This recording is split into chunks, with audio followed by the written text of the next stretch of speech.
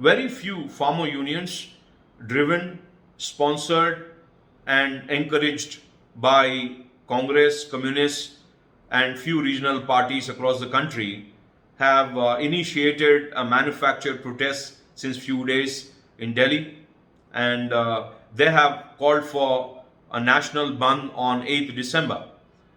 This Bandh doesn't have any agenda other than political survival of few political parties like Congress and its allies.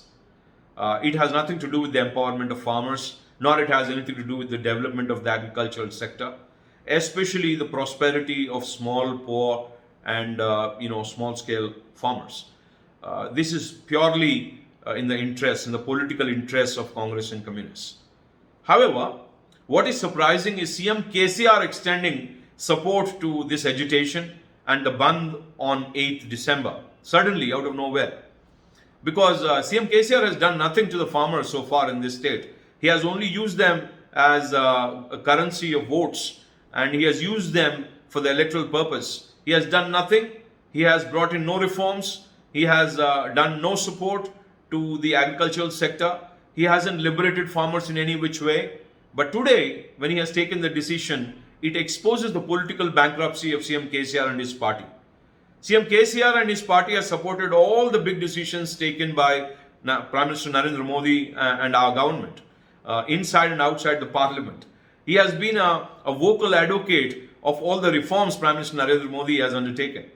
However, the biggest reform which was wanting, which was due for over 70 years since independence, that is the reform which has been taken up by Narendra Modi's government in the form of agricultural reforms with 2 laws.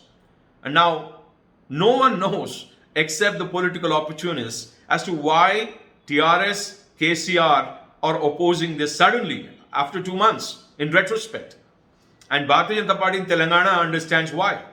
KCR is scared to the hill, to the skin of the rise of BJP in Telangana as the main opposition. We are the second largest party, only differentiated by 6,000 votes of how much TRS got polled.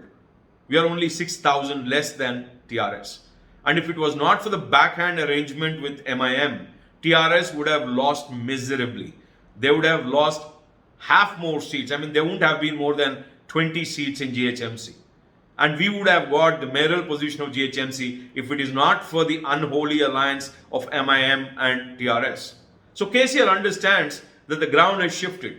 Now he wants to fight BJP. We welcome the fight, Mr. KCR. We are looking to fight you in the ground, at the field, and we want to show you what happens when BJP fights head-on with you.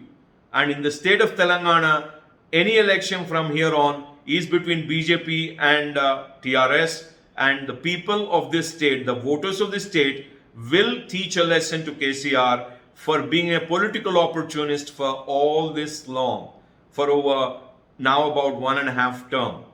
And the people of Telangana will give him the results he deserves in the elections to come in the future.